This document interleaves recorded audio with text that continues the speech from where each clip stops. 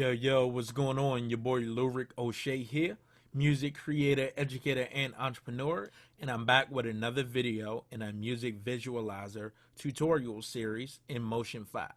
In this video, I'm very quickly going to show you how to rearrange the layers in Motion 5. So all we're simply going to do is just move around the layers. If you're familiar with Adobe Photoshop, it's pretty much the same as that. Now, the only difference in this, going back to a previous video, you saw that I created a gradient for my color. All right. So when I move the text, I don't want it necessarily above the original line. All right, because that's not the color, but I want the text above the gradient. So all I'm gonna do is click on text and put it above gradient, and there you have it. All right, in the next video, I'm gonna go over customizing your analyzer a little bit more.